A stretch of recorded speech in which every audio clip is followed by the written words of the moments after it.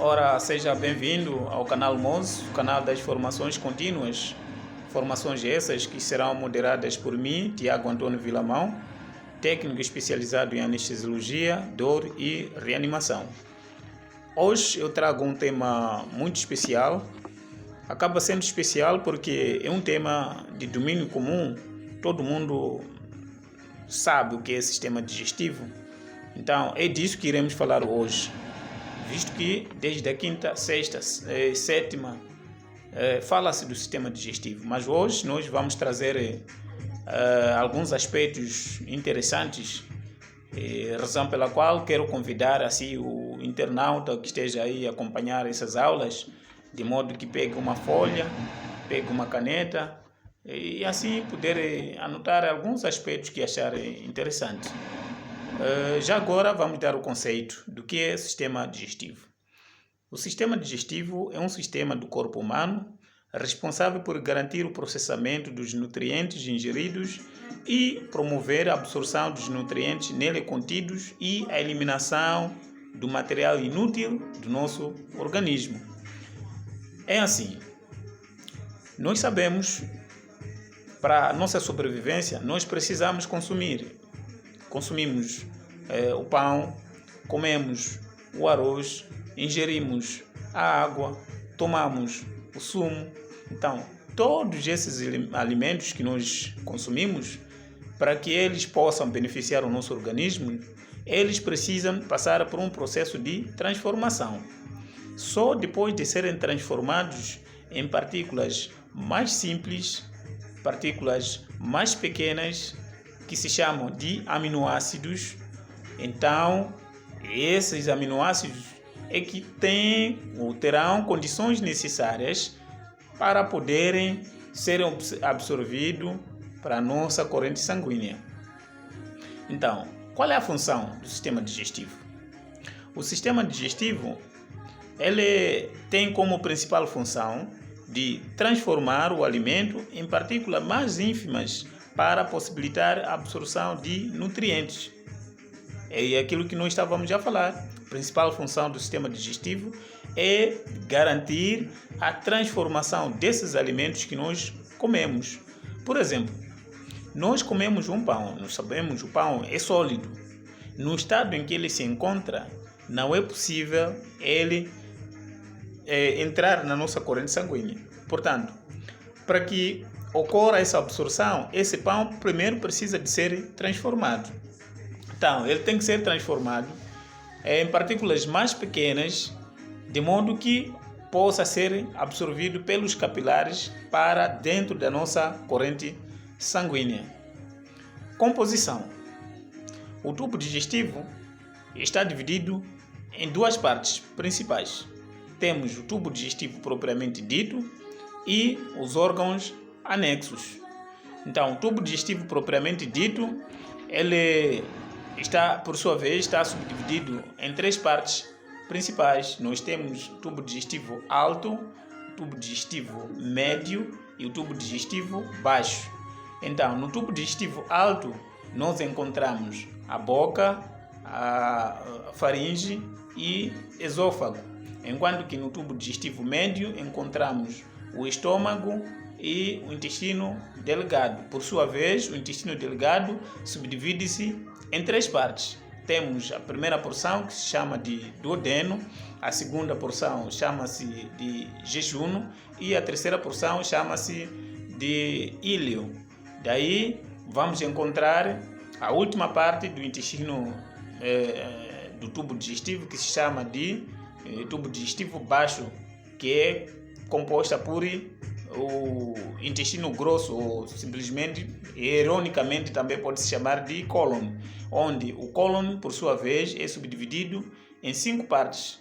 Nós vamos encontrar a primeira parte, que se chama de cólon ascendente, cólon transverso, cólon descendente, cólon sigmoide e o reto.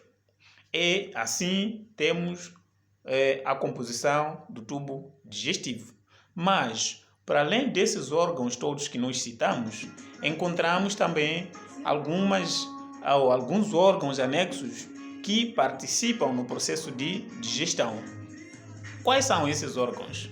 Desde a boca, nós encontramos os dentes, depois vamos encontrar a língua, vamos encontrar as glândulas salivares, que são 3.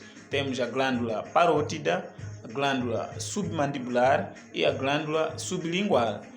Para além das glândulas salivares, também vamos encontrar o pâncreas e ainda vamos encontrar o fígado, que através ou por meio da vesícula biliar, ele vai secretar o bilis, que também participa no processo de digestão dos alimentos. Então, vamos falar dos tipos de transformações que ocorrem no nosso organismo logo depois de nós consumirmos nosso alimento. Quais são as transformações que ocorrem dentro do nosso organismo para que esse alimento possa ser transformado ou possa se converter em partículas mais ínfimas, mais pequenas, capazes de serem absorvidas para a nossa corrente sanguínea. Dizer que existem 2 tipos de transformações que ocorrem dentro do nosso organismo. A primeira, nós falamos da transformação mecânica e a segunda chama-se o processo de transformação enzimático. O processo de transformação mecânica, ele inicia na boca ou ocorre na boca. Ocorre na boca através da mastigação. Então, logo que nós consumimos o alimento, ele tem que começar logo na boca, ser triturado. Os dentes vão esmagar o bolo, enquanto que a saliva vai amolecendo o bolo. Na medida que a saliva vai amolecendo, e os dentes vão triturando. Aí já inicia o processo de transformação mecânica. Depois, dentro da saliva, nós encontramos também um elemento químico que participa no processo de transformação dos alimentos. Esse elemento chama-se a petialina. Então, a petialina, por sua vez,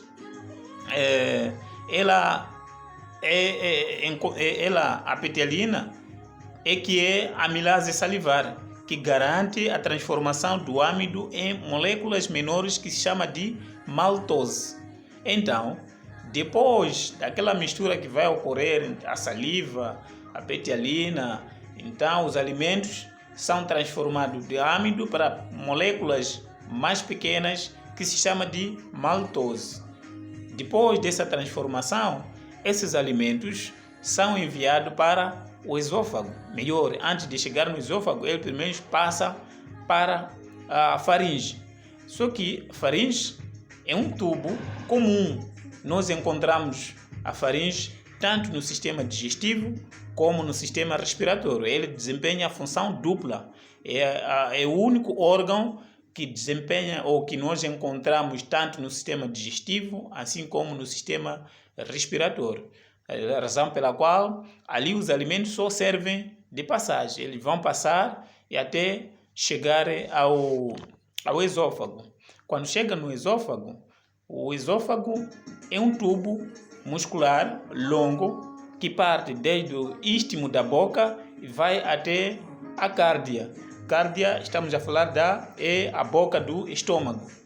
Então, esse tubo longo muscular, ele possui um tipo, ou é caracterizado pelos movimentos peristálticos que ocorrem dentro desse tubo. Então, o esôfago é muito diferente da traqueia. A traqueia é um tubo aberto que só permite a passagem do ar, enquanto que o esôfago é um tubo que ele está sempre fechado. E esse tubo, quando chega o alimento no esôfago, não é que ele vai cair e parecer que está a entrar numa garrafa. Não é isso que acontece. Ele vai aderir à parede da mucosa do esôfago e, consequentemente, o esôfago, através dos movimentos peristálticos, vai exprimir o alimento, forçando-o para descer até ao estômago. Então, quando chega no estômago, lá vamos encontrar alguns ou outros elementos químicos que nós chamamos que é o ácido clorídrico. Depois vamos encontrar também, para além do ácido clorídrico, no estômago encontramos também a pepsina. E esses dois elementos vão transformar aquela massa ou aquelas moléculas que tinha sido transformada em maltose, então eles vão ser transformados em uma outra substância química que se chama de quimo, que é uma substância espumosa, esbranquiçada. E essa substância, depois de ser transformada em quimo, ela é enviada para o duodeno. O duodeno é a primeira porção do intestino delgado. Por que é chamado de duodeno? É chamado de duodeno porque em matemática, duodeno é o mesmo que dizer número 12, ou 12º. Portanto, acredita-se que essa porção seja mais ou menos de 2 centímetros. 12 centímetros. Atenção, chama-se de duodeno porque acredita-se que é uma porção maximamente que pode atingir os 12 centímetros, razão pela qual essa primeira porção do intestino delgado é chamado de duodeno. Então, quando chega no duodeno, é lá onde o suco biliar vai secretar, aliás, a bilis vai secretar o suco biliar, vai desaguar lá no duodeno, enquanto que o pâncreas também vai secretar o suco pancreático. E a mistura que vai ocorrer ali, então, vai sofrer a terceira transformação, aquela massa esbranquiçada, espumosa, que tinha sido transformada em quimo no estômago. Então, aí no duodeno, vai ser transformada numa outra substância que se chama de quilo. Essa substância é mais líquida, e consequentemente, essa substância de ser transformada em quilo, ela é enviada para a segunda parte do intestino delgado, que se chama de jejum. Já no jejum, o próprio nome também diz, jejum significa que nessa porção, né, do intestino delgado, fica muito tempo vazio. Então, os alimentos ali só passam ou servem de passagem. Ali, maior parte do tempo está sempre vazio. A razão pela qual chama-se de jejum, que provém de jejum. Aí, maior parte do tempo está de jejum, fica vazio. Por isso, tomou o nome de jejum. Então, durante esse percurso que os alimentos vão passar no jejum, até chegar no íleo, é lá onde nós vamos encontrar os capilares. Os capilares, que são pequenos vasos sanguíneos que nós encontramos lá no íleo, então, que é a terceira parte do intestino delgado, que estão lá dispostos para poder absorver aquele líquido que tinha sido transformado em quimo e, consequentemente, ao longo da sua trajetória que vai seguindo no jejum, ainda vão ocorrendo outras transformações que, depois, ao chegar no jejum, aquele que tinha sido transformado ao quilo, então já passará a designar-se de aminoácidos ou simplesmente glicose. Então, lá vai ocorrer a absorção desses aminoácidos para a nossa corrente sanguínea. Portanto, se durante se absorver maior número de aminoácidos para a nossa corrente sanguínea, o nosso organismo ele é muito inteligente. O que vai fazer? Ele vai dividir uma parte, vai nutrir as células, porque elas precisam de energia para sua sobrevivência. Então, uma parte vai enviar para poder nutrir as nossas células, mas a outra parte ela vai ser conservada, que são chamados de resíduos. Então, vai ser conservada sob forma de gordura. Então, são essas gorduras que vão ser reservadas para que no dia que nós não tivermos oportunidade de ter uma refeição, de comermos alguma coisa, o nosso organismo então vai recorrer àquela reserva que tinha reservado, aquelas gorduras, ele vai queimar uma parte para de novo poder nutrir as nossas células. Razão pela qual você pode ficar 1 dia, 2 dias, você não vai morrer. Por quê? O seu organismo já possui algumas reservas. Agora percebe como que as coisas funcionam? É assim como funciona o tubo digestivo. Então, para dizer que não é tudo que nós consumimos é absorvido para a nossa corrente sanguínea. Existem algumas partículas que não reúnem condições de entrar na nossa corrente sanguínea. O que vai acontecer com essas partículas? Elas são enviadas para o intestino grosso. Chegado no intestino grosso, então, tudo que chega no intestino grosso já são dejetos humanos. Dejetos humanos é o mesmo que dizer fezes, em linguagem mais simples. São fezes. Então, quando chega lá no intestino delgado, aliás, no intestino grosso, a única coisa que ocorre no intestino grosso é a absorção dos líquidos, da água. Então, aquele bolo fecal, ele é absorvido todos os líquidos. Então, dali, ele é encaminhado e vai até no reto e, consequentemente, vai ser retirado sob forma de fezes. É assim como funciona o sistema digestivo. Mas, como uma recomendação médica, eu queria aconselhar aqui a todos os internautas que estejam a acompanhar esse vídeo que eu queria encorajar a consumir mais água, não é?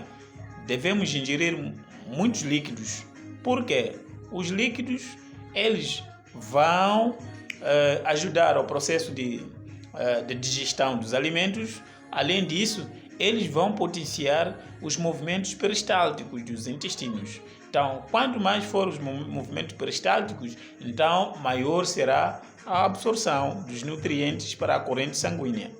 Além disso, um outro conselho era apelar a todos os internautas que, quando tiverem alguma necessidade, não é, de fazer necessidade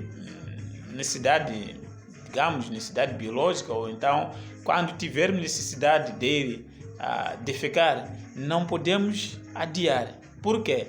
Adiar vai fazer com que o bolo fecal permaneça no tubo digestivo ou permaneça no intestino grosso por muito tempo. E ao permanecer lá por muito tempo, o que vai acontecer é que todos os líquidos contidos nesse bolo fecal vão ser absorvidos. E ao absorver esses líquidos todos, o bolo fecal vai ficar muito consistente. E quando chegar a vez de ir à casa de banho para poder defecar, nós seremos obrigados, não é, a empregar uma força maior. Né? Vamos empregar uma força para poder retirar esse bolo fecal. Então, e isto pode causar problemas de saúde. Qual dos problemas? Um dos problemas que pode ser causado é hemorroide. Pode aparecer hemorroide. Além de hemorroide, também podemos ter aquilo que nós chamamos de fissura anal. Então, para evitarmos esses problemas de saúde, é necessário obedecermos aquilo que são as vontades do organismo. Se tivermos vontade de ir à casa de banho, temos que obedecer os desejos do nosso organismo e nada de adiar, não é? Então, chegado aqui, eu quero agradecer a si, internauta, que esteve a acompanhar essas aulas com a única palavra que vou deixar aqui é que eu prometo voltar mais com outros temas e quem sabe, se calhar do seu interesse. Então, fique ligado e até mais vezes. Um forte abraço. Muito obrigado.